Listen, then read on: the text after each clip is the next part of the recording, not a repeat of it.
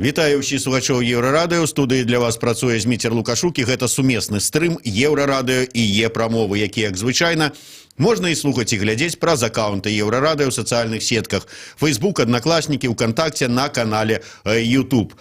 За ўдзел у акцыях у абарону незалежнасці Беларусі відэаблогер Зміцер Козлоў, больш вядомы як Шэры Кот, атрымаў 105 сутак адміністрацыйнага арышту. Частку тэрміна ён ужо адседзеў, але на гэтым пераслед Шэрага Кота не скончыўся. На 27 студзеня прызначаны чарговы суд. І ўсе гэтыя суды менавіта з-за акцыі супраць інтэграцыі Беларусі і Расіі. Чаму менавіта Шэрага Кота так упарта пераследуюць улады, і ці прымусіла знаходжанне на сутках Змітра перагледзець сваё стаўленне да таго, якія тэмы ўзнімаць у сваім відэаблогу, мы сёння і пагаворым з маім госцем у студыі, а гэта сам Шэры Кот. Добрый дзень, Зміцер. Добрый. Як все ж таки звяртацца, Зміцер ці Шэры Кот? Можно и так, можно и так. Ну, а сябры як называюць? Ну, сябры, конечно, называют. Когда речь идет просто разговор между собой, то, конечно, называют там Дмитрий и все. Но более известен был именно как Серый Кот в интернете, поскольку канал был, ну, как сказать, не анонимный, но изначально как бы я не представлялся, не афишировал, что кто, где и что. Но со временем как бы я и не скрывался, поэтому... Зразумела. Такім чынам, Шэры Кот альбо Зміцер Козлоў. Зміцер, вот сёння 27 студзеня, акурат у гэты час, як мы з табой знаходзімся ў студыі, праходзіць чарговы суд. Ужо вядома, можа быць, рашэнне суда, бо, в прынцыпе, гадзіна прайшла ад пачатку. Мне пока, по крайней мере, неизвестно решение, но это да, в 10 часов сегодня начался суд, там присутствует мой представитель, адвокат, и на данный момент я не знаю, суд закончился, либо он еще продолжается. По крайней мере, мне никто информации не сообщал о том, что там произошло. І сённяшні суд, вот я сказаў, што гэта ўсё ж таки па гэтых акцыях у падтрымку незалежнасці Беларусі, у абарону незалежнасці, але можа я памыляюся, бо колькі ж можна, 105 суток уже и так. Я не знаю, возможно, это суд за более раннее, что-то за ноябрь, там, за участие в выборах, а может быть, это и уже за эти акции, потому что в повестке там не написано, за что конкретно. Этот суд это перенос суда, он должен был состояться еще 30 декабря, этот суд. Но поскольку я был на сутках, его перенесли, мне, когда я находился в ВВС, дали повестку на 10-е. То есть я должен был выйти после 15 суток 9 января, мне дали на 10-е. Но я не вышел, и потом мне снова дали еще одну повестку, из Минска прислали, и мне передали ее в ВВС. Дубль этой повестки мне дали 24-го. Ну, от, мне цікава, я просто праглядаў, як праходзілі твае суды, і вот глядзі, 26 снежня суд Аршанскага района, 15 сутак за заклікі да ўдзелу ў акцыі 7 снежня. 26 снежня суд Маскоўскага района Мінска завочна, ну, не прысутнічаў, 15 сутак за ўдзел у акцыі 7 снежня. То есть у один дзень у двух розных судах, причем у двух розных городах. В этот день проходило еще обжалование по одному из судов, когда мне штраф вынесли за 15 или 16 ноября за прогулки свободных людей. То есть в этот день было 3 суда. 2 связанных с акциями за незалежность и 1 обжалование. Минский городской суд. Слухай, вот я, можа, дзеля цікавасці было б паглядзець якую-нибудь такую статыстыку, калі яна ёсць дзе-нибудь. Ну, здаецца, вот першы ты чалавек, які адразу 3 суды в один дзень у розных судах. Ну, я их не просил, вот так получилось. Государство у нас такое, понимаете. Але ўвогуле, ці не зашмат судоў і ці не зашмат протаколаў атрымліваецца вот, ну, как бы 4 акции у обороны незалежности? Ну, если сегодняшний суд вынесет решение 15 суток, это получится ровно 120. То есть 4 месяца, ровно по месяцу за каждый день протеста, по месяцу ареста. Вот. Ну, я считаю вообще, что это не просто слишком много. Я считаю, что вообще никаких протоколов быть не должно, потому что цели благие абсолютно. Мы не говорили, что там давайте свергнем власть или что-то еще. Мы за поддержку независимости Беларуси. У нас есть 57-я статья Конституции, что это не просто там право какое-то или там, что это священный долг каждого гражданина защищать независимость Беларуси. Ну, асабліва калі прыгадаць, калі прайшла вот першая акцыя, памятаеш, там тады ў тэлеграм-канале Пул першага яшчэ з такім нібыта ёрнічаннем напісалі: вось выйшлі падтрымаць Александра Лукашенко на перамовах з Пуціным. Тады мы падтрымлівалі, і атрымліваецца, за падтрымку Лукашэнкі і суткі яшчэ і даюць. Люди, да, тогда очень часто писали, мне говорили, что вот, вы там идете, чуть ли не КГБ организовала напрямую, что сам Лукашенко организовал эти акции. Ну, если это Лукашенко организовал акции, то я сам себе, получается, дал 105 суток. Гэта такое папярэджанне. Вот калі хто пойдзе падтрымліваць Лукашэнку на выбарах, то па выніку можа атрымаць суткі адміністрацыйнага арышта. А сколькі за тое, каб прагаласаваў за Лукашэнку будзе, ну? Не знаю, наверное, уголовное дело. Тым не менш, скажи, вот чаму ты вырашыў сам на сённяшнім судзе не прысутнічаць? Ну, во-первых, просто я присутствовал на остальных судах, и, ну, мне просто это неприятно. Я, скажем так, не то, что не доверяю белорусскому правосудию. Я, как бы, вот, знаете, когда не присутствуешь на суде, то они пишут там такая строчка, что не присутствовал лично, тем самым выразил неуважение белорусскому суду. Я не уважаю белорусский суд, потому что я не считаю его законным, легитимным. Выходит некий человек в мантии, там какие-то зачитывает бумаги. Очень часто такое ощущение складывается, что уже заранее все решено. То есть, либо там звонят, присылают СМС, такое бывает, что судья посмотрел, так раз, или говорит, мне надо выйти на минутку посовещаться, приходит, все уже готово. То есть, ну, я не доверяю нашему правосудию, и на основании тех судов, в которых я участвовал, я не вижу смысла просто там быть. Что бы ты ни говорил, во-первых, я не юрист. Во-вторых, что бы ты ни говорил, результат будет такой, как им надо. Есть хороший адвокат, который разбирается в этом всем, она там будет присутствовать и все, что необходимо, скажет. Я переслал постановление, все документы, которые они сказали, что это нужно.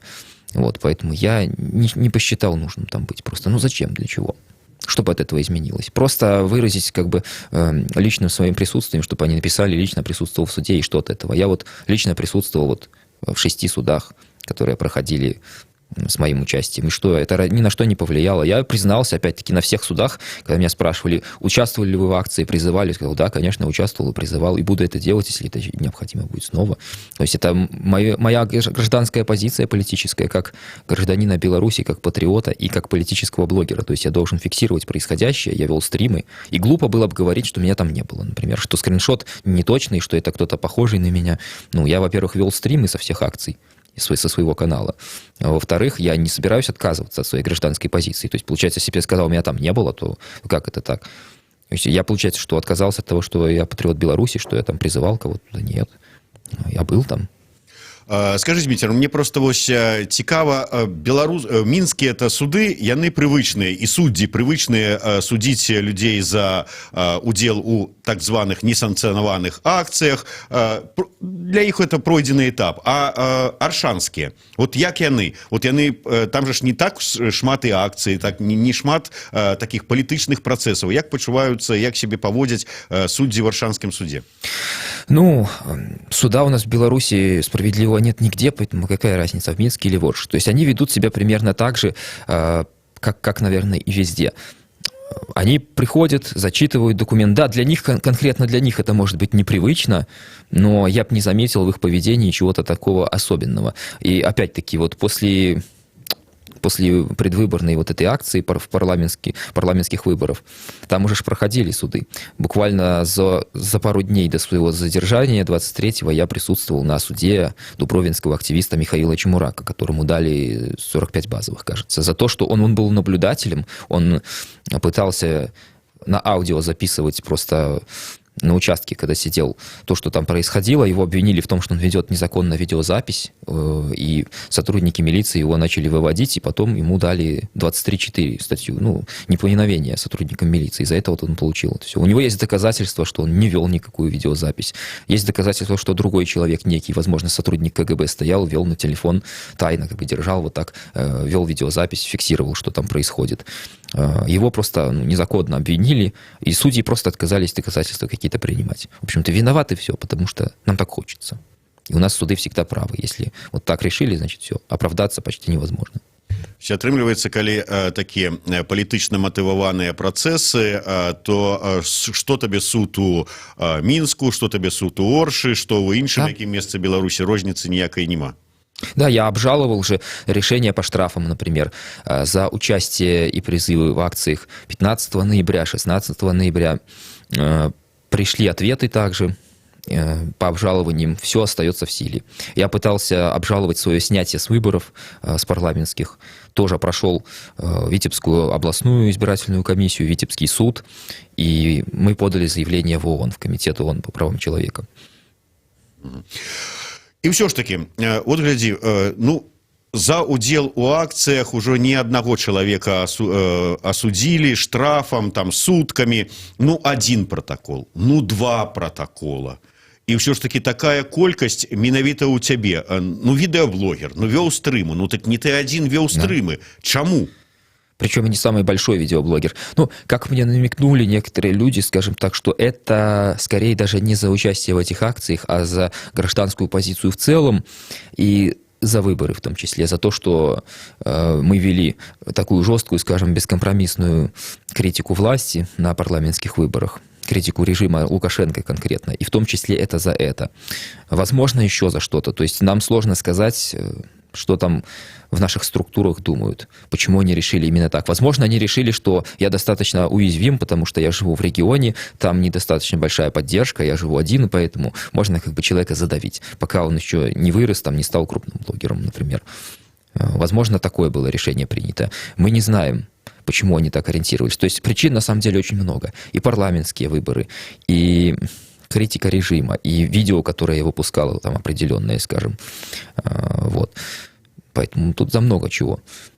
Ну, атрымліваецца, што ўсё ж таки гэта не помста, ну, калі браць вот апошнія гэтыя протаколы, гэта не помста мясцовай улады аршанскай, якая там пакрыўдзілася, можа быць, такое бывае на месцах, калі там мясцовыя пакрыўдзіліся, і мясцовыя ж праваахоўныя органы пачынаюць прыціскаць. Это атрымліваецца тут мінскае рашэнне. Так они прямо и говорят. То есть милиционеры, которые составляли протоколы, которые сдерживали, они прямо говорили, что, ну, извини, как бы это не наше как бы личное дело, нам приказали. Ну, я просто знаю, что все вот эти протоколы, их прислали из Минска на имя руководителя Аршанского РОВД, начальника. Вот. И они просто исполняли приказы, потому что все эти протоколы составлены за минские акции, не за аршанские, поэтому это не местная власть, это все было прислано. И они просто выполняли указания Минска. Почему Минск решил так поступить, я не знаю. Почему они не стали меня там в Минске задерживать или отвозить тут и судить там, они решили так. Ну, з другого боку, вот, конечно, можна было б спадзявацца, што на месцы ў рэгіёне, можа быць, там менш жорсткае пакаранне будзе, ну, як мы бачым, не атрымалася. Но, але прынамсі, 25 сутак ты ўжо адседзеў. 26. 26 адседзеў і адседзеў не ў Мінску, а, так бы мовіць, по месцу прапіскі. Ну і як, можна параўнаць? Ну, на самом деле, в Минске мне на Окрестино бывать не доводилось. Я только слышал, что говорили другие, и рассказы эти, они не обнадеживают. Там условия хуже на Окрестино. Например, я и когда находился в ВВС, мне приносили народную волю. То есть, ну, сам факт того, что доставляли газеты политические, это уже как бы о многом говорит. Вот, читал статью Павла Северинца, как он описывает свое пребывание на Окрестино, что закидывали к бомжам с вшами, не давали ручки, не давали политическим тетради. Там так спрашивал по бытовым условиям, что камеры где-то холодные, там окна открыты, где-то грязные там, и в плане того, что, например, кипяток там не разносит, чтобы, ну, чая можно было нормального или кофе попить. То есть у нас это все есть. В плане бытовых условий у нас чуть-чуть получше. Но у нас ЭВС новый. То есть он один из, ну, самых новых, поэтому там получше условия. И в плане отношений... Шклопакеты, тепло. Нет, шклопакеты вот тут как раз нет, там деревянные еще окна. Но просто что... условия, то есть там еще не такие матрасы плохие, то есть там вот разносит кипяток, это вообще, говорят, в регионах это есть, а вот на Крестино не очень. Ну и отношения просто людей, то есть тут политических нет. Все помнят еще участников акций там 17-го года, что тут Северинец сидел, там Булавка, Береснев, ну то есть те, кто организовывал. Вот. Так что тут это редко, это редкость, и я там был один, например, по такой статье. Остальные в основном все это мелкие кражи, алкоголизм, за обычные вещи.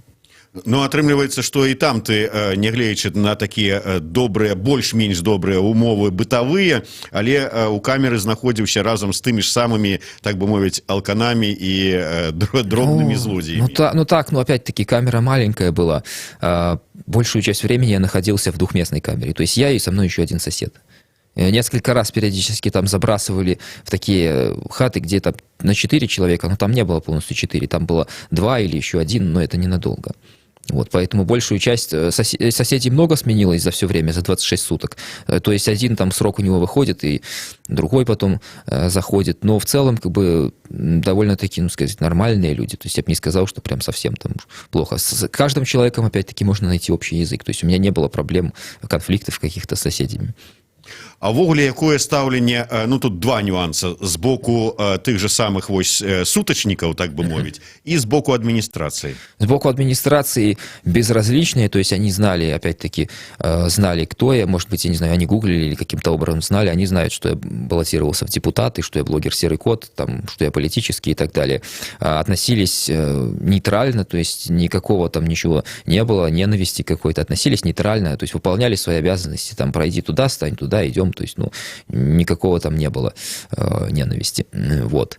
По поводу суточников, как они относились, суточники, ну, они многие недоумевали, то есть они живут совсем другой жизнью, многие интернетом-то особо не пользуются. Когда они узнавали, например, что там за политику, они спрашивали там традиционно, типа, митинг ты агитировал там где-то на площади или что-то еще. Когда им говоришь, что там репост сделал в Фейсбуке, например, они как бы, ну, и не знают толком, что такое Фейсбук. И что такое репост. Что такое репост. Но в целом, когда ты им объясняешь, что в интернете там какую-то картинку опубликовал, они говорят, и что, вот за это вот такие сроки дали? Один мне прямо сказал, говорит, лучше пить водку, чем политикой заниматься. Говорит, получишь 5 суток, выйдешь нормально, все, а тут 3 месяца. Ну і вось па выніку 26 сутак адбытых і яшчэ вон колькі там атрымліваецца 3 месяцы. 79 еще нет. Да, 79 яшчэ, якія засталі. Ты вот не падумаў, што можа сапраўды лепей гарэлку піць, чым палітычным видеоблогерством заниматься? Ни в коем случае. Я понял, что я на правильном пути, что политическим блогингом необходимо заниматься и, скажем так, усиливать свои занятия политическим блогингом. То есть оно нисколько не сбило меня с пути. Это отличный опыт, прекрасный. То есть это возможность проверить себя, насколько, что ты как можешь выдержать. Это проверка себя и полезный опыт, например, чтобы помочь другим людям. То есть, когда ты знаешь, долго находился там сам, ты знаешь, что надо, например, собрать посылку другому. Ты примерно представляешь чувства людей, которые там находятся. То есть, это очень хороший опыт. И, ну, я бы каждому рекомендовал несколько дней побывать на сутках, чтобы он просто для себя это понял. Это как такой способ там, социализации, что ли, как школа, институт, там что-то еще пройти, чтобы знать просто представление. Потому что никто от этого не застрахован. Каждый может оказаться там. Гэта такая парада, асабліва тым, хто жыве ва ўтульным Фейсбуку у абмежаванні сваіх аднадумцаў, каб выйсці і паглядзець, чым жыве краіна, это лепей за ўсё на сутках посидеть. Понимаете, там есть, да, такой контингент людей, вот с которыми вы никогда не будете на улице разговаривать, например. В лучшем случае ваш разговор сведется к тому, что «дай 20 копеек». И все, ну, это люди, которые, ну, с ними неприятно будет разговаривать. А там просто ты сидишь с ними несколько дней, и по-любому будут какие-то разговоры, ты будешь узнавать, оказывается, у многих из них трагическая судьба, что-то произошло. То есть, ну, это неплохие люди на самом деле, просто их судьба покалечила каким-то образом, и с ними можно найти общий язык. И просто это интересный опыт. Много историй интересных можно там узнать для себя. Дарэчы, а вось цікава, ты сядзеў за абарону незалежнасці Беларусі. Вось побач з табой сядзіць чалавек, які далей дай 20 копеек, вот как бы яго інтарэсы і не сягаюць. І ты ему расказваеш пра незалежнасць, пра неабходнасць абароны незалежнасці. І якое вот таких людзей стаўленне? Вот яны неяк выказваліся на это? Да, все, кто там был, все поддерживали ту позицию, что этот режим, с ним надо что-то делать. То есть необходимы перемены. Правительство Лукашенко, оно, скажем так, не отвечает интересам народа. Все согласны с этим, но в то же самое время есть страх. То есть Ну, они не хотят выходить, не хотят активно бороться. То есть пассивно, да-да-да, мы с тобой согласны, но мы не хотим повторять твой опыт. Вот. Не, ну, чакай, вот то, что с рэжымам можа быць, но менавіта вот пытанне незалежнасці, асабліва вот глядзі, Орша, гэта ж ўсё ж таки непадалёк ад мяжы з Расіяй. Шмат людзей, магчыма, ездзіць з рэгіёна на заробкі ў Расію. Так. І вот якое стаўленне да незалежнасці? Можа, вот, а былі б мы ў Расіі, вот ездзіць бы не трэба было б на заробкі туды, мы были сами тут Россией. Ну, на самом деле люди знают про регионы российские, что там не очень-то хорошие условия. Некоторые, возможно, да, они считают, что Лукашенко плохой, вот Путин хороший, но такого прям, что вот присоединиться к России, может быть, где-то частично и слышал, но так в большинстве своем в разговорах особо никто желания не изъявляет присоединяться к России. Вот. Нават вот гэтые дай 20 копеек. Да, ну, на похмел не хапая. Никто из них бы не говорил, что когда мы уже там Россией станем или там что-то такое. То есть напрямую я такого не слышал.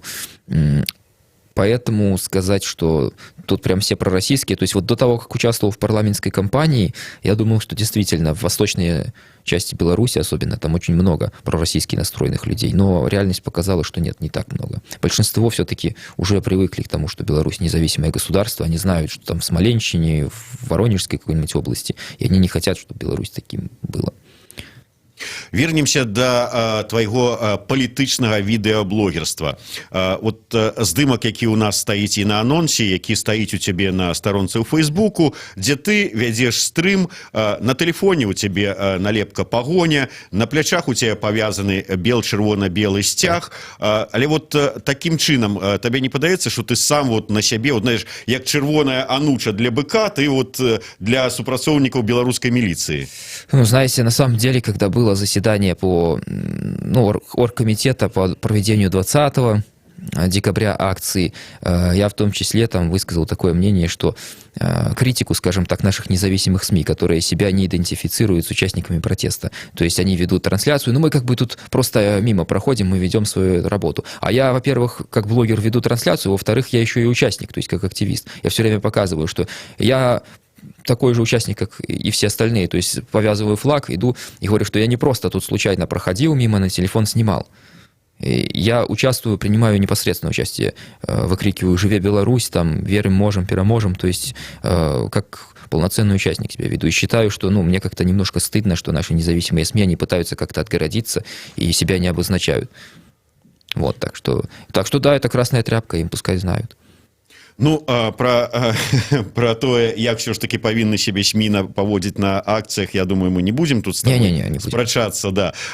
Тым не менш, вот палітычнае відэаблогерства.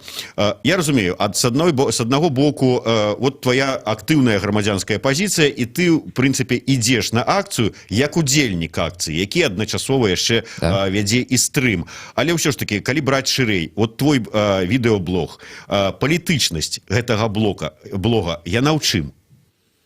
В смысле? Ну, вот, апроч стрымаў с акцый, у чым яшчэ вот проявляется палітычна? Ты робишь некие такие политизованные репортажи, там, материалы? Когда люди говорят, что необходимо, например, у них есть какой-то интересный материал, что-то там рассказать, бывает, приезжаю. Если что-то заметил, например, вот как с мостом, с этим разрушенным, который случайно попался, там какие-то с чиновниками там терки происходят, опять-таки участие. В общем, я просто, веду это что-то типа такого политического лайфблога. То есть я участвую в этой жизни, в акциях и просто показываю, как это происходит. Вот блог обычного человека, который хочет разобраться, что здесь происходит, показать всем остальным все это, да. Это началось после тунеядских маршей, когда тогда задушили блогеров, активистов, посадили на сутки, и тогда я понял, что надо тоже открывать канал и делать такой канал, источник информации, чтобы другие могли знать время, место проведения акций, то есть заниматься призывами. Это одна из целей создания канала. Когда говорят, вот ты там призываешь, так для этого канал создавался, чтобы призывать на незаконные акции, в том числе. Когда другие не могут, боятся, их там закрыли. То есть плюс еще один. Вот. Ну зразумела, тому что, да прыкладу, вот ты зараз рассказывал там про разбураны мост, вот робіш такія матэрыялы про такія падзеі, але гэта, ну вот, да прыкладу, тыя ж самыя твае калегі, відэаблогеры з Брэста, Петрухін з Кабанавым, таксама робяць вострыя сацыяльныя, то есть это называется вострая сацыялка, хоць нават яны з тых же самых акцый по кармленню голубоў робяць стрымы, але вот я так зразумеў, что твоя палітычнасць відэаблога менавіта ў тым, што на ім размяшчаюцца заклікі да браць удзел у розных там акцыях, якія нашы ўлады называюць несанкцыянаванымі. В том числе, да. То есть тут нет компромисса такого здесь. Мне без разницы. То есть меня часто судьи спрашивают, типа, знали ли вы, что эта акция неразрешенная? Но мне все равно просто. Если я считаю, что это важно, то надо опубликовать. Какая разница? Я считаю, что это важно, это нужно.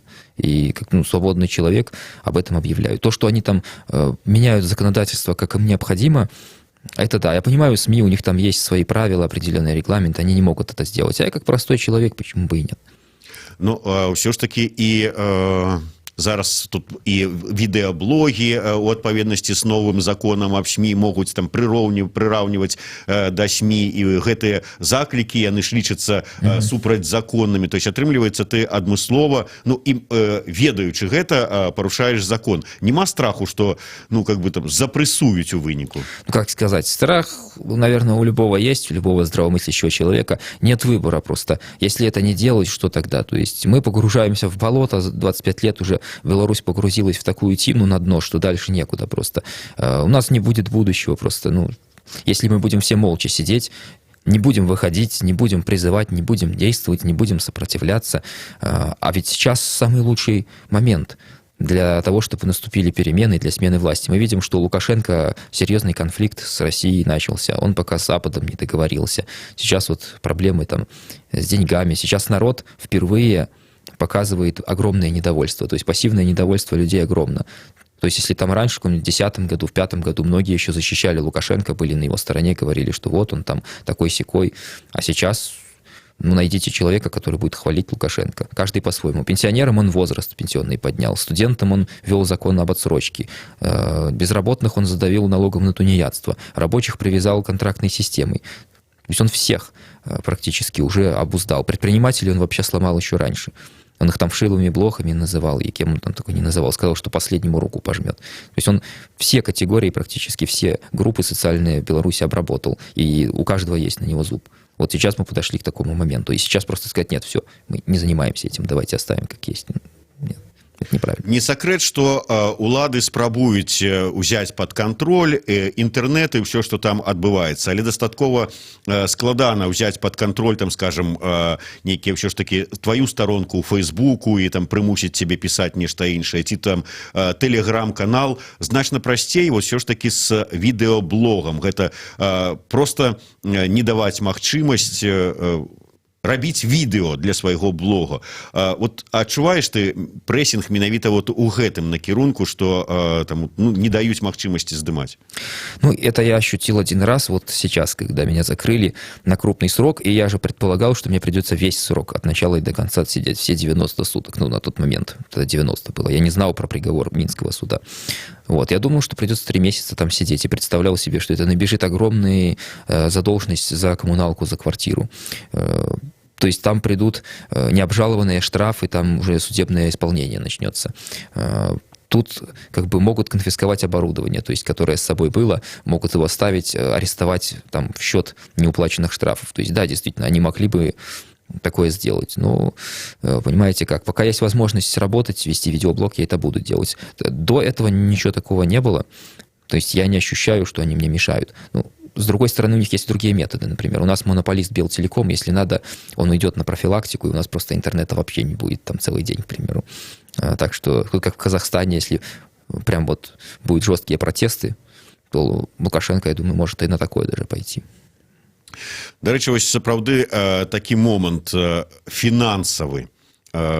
Штрафы за ўдзел. Ну, суткі нават з аднаго боку гэта не штраф у там 400 рублёў ці 800 рублёў, з другого боку за знаходжанне на сутках табе ўсё адно па выніку давядзецца карміць за тое, што плаціць за тое, што цябе кармілі, ахоўвалі там. Так. Вот гэта праблема?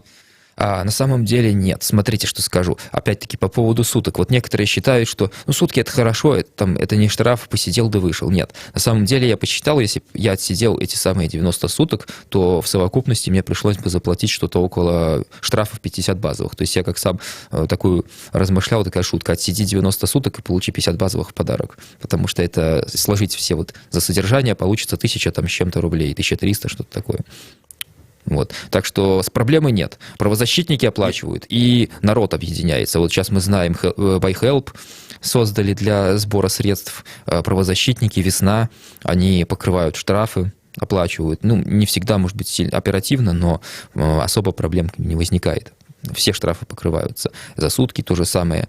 Юристы помогают, там все, что надо оформить, документы. Так что в этом плане нет. Когда ты уверен, что у тебя надежный тыл, ты можешь пойти на все, что угодно, на любую акцию. То есть о последствиях не задумаешься. То есть я знаю, что будет, но я знаю, что тыл надежно прикрыт, штраф оплатят, так что все равно. Ну, это вот дзякуючы ўсё ж таки салідарнасці беларусаў, якія выказваюць гэта, ну і тых людзей, якія гэтую салідарнасць акумулююць і потым дапамагаюць. Ну добра, вот шэры код, ён вядомы, ужо раскручаны, яму дапамогуць. А вот выйдзе, вырашыце, паслухае зараз наш эфір, які-небудзь там Сярожа Пятроў з якога-небудзь Вілейкі, які нікому яшчэ невядомы. І тут жа яму упаяюць які-небудзь там штраф на 30 базовых. И Сярожа сядзіць і думае, вот что ему зараз рабіць? А вот здесь я с вами немножко не согласен. Вы знаете, канал «Серый кот» возник не вчера. Он уже ведется там долго, года 2, по крайней мере, я занимаюсь вот этим. И ну, знаете что? До того, как я не вписался в парламентские выборы, участие, никаких протоколов, никаких даже звонков, ничего не было. То есть я ходил на несанкционированные акции, например, акция там в поддержку политзаключенных или там День воли на Якуба Колоса в 2018 году. Никаких протоколов, никаких штрафов, ничего. То есть меня просто игнорировали. Тут в Минску. И в Минску, и в Орше, в Витебске, везде, по всей стране. В Светлогорске там был на протесте, голубей кормил в Бресте. То есть где только не был, везде. Абсолютно никакой реакции. Ты никому не нужен. До тех пор, пока вот не пройдешь какой-то порог, тогда все меняется ровно наоборот. Ты становишься нужен всем. Тебе начинают прессовать за каждую акцию, там могут протоколы писать. То есть это пропорционально. Когда ты становишься ведомым, как вы кажете, видеоблогером, там тебя все знают, и все, то тебя тогда и прессуют. То есть известность идет параллельно с давлением. А когда тебя никто не знает, тебя никто и не давит. Это просто невыгодно для власти. Вот смотрите, каждый там 100-й станет видеоблогером, будет ходить 100-й белорус на акции. Как за всеми уследить, как всех задавить? Не получится. Вот, они выбирают именно лидеров мнений. Посмотрите, кого наказали за участие в акциях. В основном лидеров политических партий, известных каких-то людей, блогеров там, и так далее. А тысячи остальных, ну, 2000, 3000 участвовало в акциях там разных. Много сколько людей новых. Ну, не всех же наказали. Только некоторых. То есть атрымліваецца, да. Чым больш у цябе подписчикаў, то адпаведнасцю з гэтым растуць і суммы штрафаў альбо колькасць суток. Растет уровень давления. То есть пока ты неизвестен, ты никому не нужен. Вот, когда ты известен, ты становишься нужен. А если вдруг случайно какого-то человека простого они захотят задавить, то в интернете можно найти информацию. Меня спрашивали несколько раз подписчики, как связаться с Весной, например, где их офис, где телефон. Я им давал, и все. Я думаю, вопросы решались. Просто есть организации, которые покрывают. Если человек не знает, то пускай обратится к тем же организаторам и скажет: ребята, вы меня позвали, помогите мне. И они помогут, безусловно. Северинец все время говорил на крыльце: если кто-то к вам будет обращаться, вам будет штрафы, там, протокол выписывать, обращайтесь ко мне, обращайтесь к организаторам, мы поможем. Все. Ну і ўсё ж таки, вот глядзі, акцыі, палітычная актыўнасць, удзел у выбарчых кампаніях, суткі і гэтак далей. Асабістым жыццём калі займацца? Так это и есть мое особистое житие. То есть я живу своей деятельностью. То есть меня спрашивают, это что? Это заработок, там, работа, хобби. Это как бы все. То есть я занимаюсь видеоблогом. Вот в данный момент сейчас то же самое. Это часть ведения этого блога. То есть посещение, дача интервью и взятие интервью у других. То есть, ну, это образ жизни такой, понимаете? Это больше, чем просто вот ты сел, там, видео какое-то снял. Ну, это просто такой образ жизни. Для меня. Ну і яшчэ пра рэгіён, пра родную твою Оршу. Ўсё ж таки у Мінску, ну, актывістаў больш, актыўнасць больш, там людзі, можа, больш разняволеныя, у рэгіёнах, кажуць, яны больш такія затурканыя, як это кажуць по-простому. Як ставяцца там вот мясцовыя, якія і палітыкай не цікавяцца асабліва, і на акцыі не ходзяць, вот як яны ставяцца да цябе? Глядзяць як, ну, на нейкага, ну, вар'ята, ці разумеюць? Ну, разные люди по-разному. Некоторые говорят, мы там поддерживаем, то все, но повторять не будем за тобой. Многие, да, конечно, не понимают. Они говорят, зачем тебе это надо? Они говорят, вот там на заводе работать, там 300 рублей получаю, ну, средняя зарплата. И все, как бы, зачем проблемы? То есть они видят проблемы в этом. А мне это нравится. То есть я нашел себя, это мой образ жизни. Я не могу просто по-другому. Ну, это скучно, там, например, на заводе на каком-то устроиться. Я же работал на льнокомбинате, там, 6 лет, например. Ну, это просто, знаете, это не для меня, рутинная работа такая. Я нашел то, что я люблю делать, хочу, и то, что не хотят делать другие. Вот. Ну і падводзячы вынік праграмы, я так разумею, што ніякія суды, ніякія штрафы і судкі не прымусяць цябе адмовіцца ад таго, чым ты займаешься. Наоборот, они укрепили мою уверенность, сделали меня, скажем так, злее. То есть мне некоторые говорят, вот как ты с суток вернулся, у тебя риторика жестче стала. Ну да, по принципу нас б'юць, а мы толькі мацнейшыя становімся. Но пакуль невядома, чым скончыўся сённяшні суд над Змітром Казловым. Будзем спадзявацца, што да 4 месяцаў адміністрацыйнага арышту не дойдзе. Тым не менш, Зміцер Казлоў, відэаблогер, шэры кот быў у нас в эфіры. Сачыце за Еўрарадыё, у нас сёння цэлы дзень. Вельмі цікавыя эфіры.